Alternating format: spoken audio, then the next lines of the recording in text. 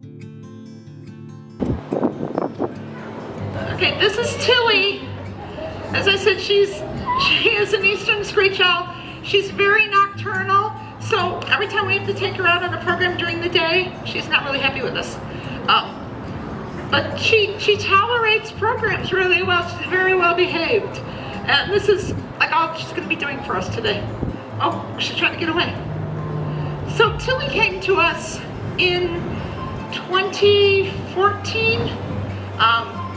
Apparently she was hatched, I think around 2012, or I'm not sure. We're not quite sure how old she is.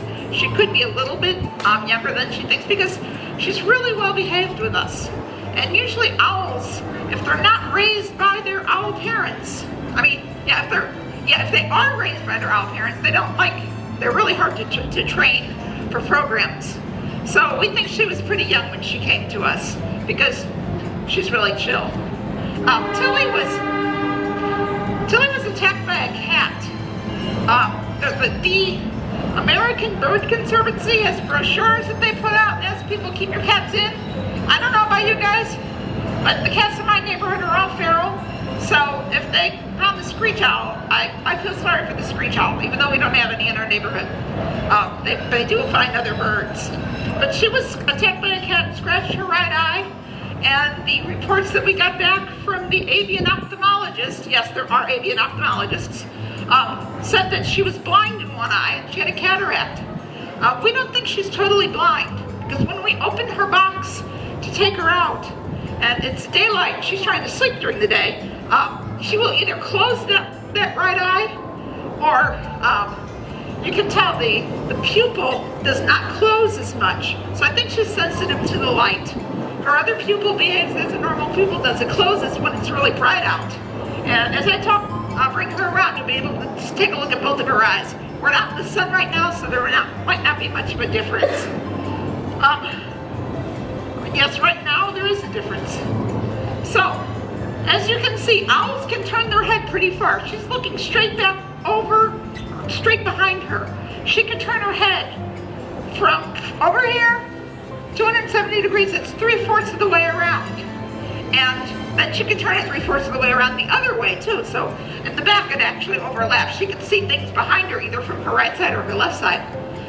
We don't do that. That would be really creepy, wouldn't it? We can turn our heads about halfway, but we can also move our eyes right and left. So we can still see things that are behind us. Whereas in owls, their eyes are fixed in place in their heads. They're huge eyes.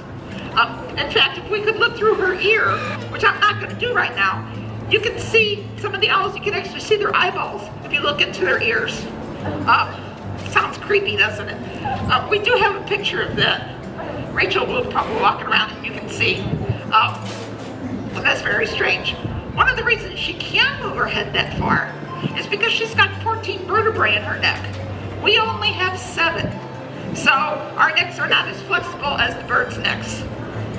Another thing you'll notice with owls, all birds of prey have the talons, which are, very sharp nails. They all have hooked beaks. The owls are different from the hawks and the falcons that we showed you because they have feathers on their feet as well. And one of the reasons is they hunt in the winter. They can grab things under the snow, pull it up, and it keeps their feet warmer. So even though you see birds all the time in the middle of winter, and it has to do with the circulation in their feet, their veins and their arteries are very close to each other, so the heat can transfer from one side to the other and they stay warm. The owls have more feathers on their feet in addition to that. Another thing you'll notice is we have leather straps on our birds. These are called jesses, and they wrap around their ankles. I wasn't trying to get you on me. And it keeps them from flying away from us. Tilly can fly. The reason that she came to us is because they use their eyes to hunt, and she could not see in 3 dimensions and be able to find the food if she's got to, fly far to get it. So they decided that she could not live in the wild. She would not be able to feed herself well, and that's why we have her with us.